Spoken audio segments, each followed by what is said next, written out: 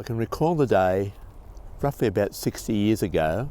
I was here at the cemetery one Saturday or Sunday afternoon with I think it was with my father and mother, and might be a few of my sister and a few cousins and so forth. And we were just going to the family graves. And I looked down and I saw a little gathering. Just in here I saw a priest, or it might have been a bishop. I saw a gathering of people. And I always wondered what it was. And I remember my dad said to me, he said, that is a special place where they're going to bury the poor people. You just said the poor people.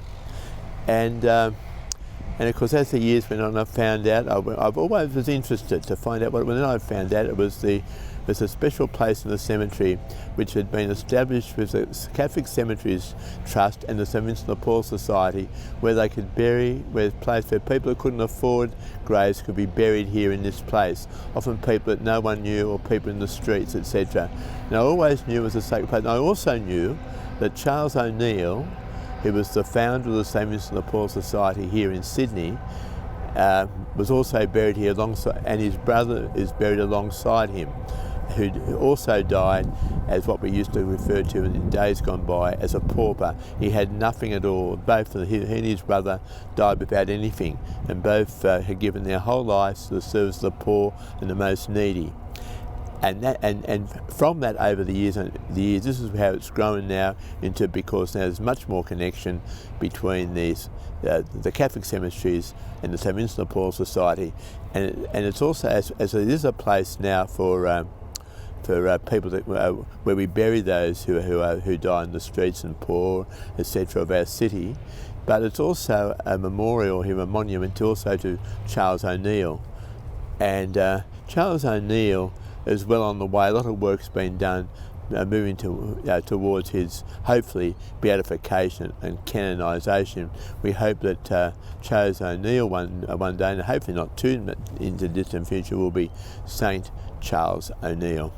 And he's worthwhile, if you've got the chance just to Google him, you'll find out a lot about Charles O'Neill. You'll be able to associate with him. But he had this great love, this tremendous love for those on the margins, for the poor and the most needy. He was a very holy man, a very spiritual man, but a very decent man. His family were Irish people who came from Sligo, who had to, in the famine, they had to go to Glasgow to get work, and he came here. We actually went to New Zealand first. He was a member of Parliament in New Zealand.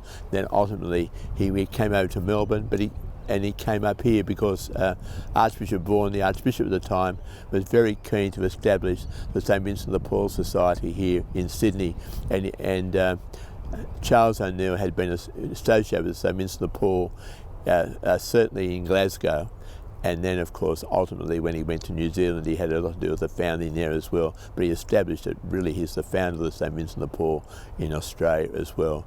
But his great mark is his deep faith, love for Jesus and love for people, but particularly those very, very poor people. And that's why this place is so sacred for.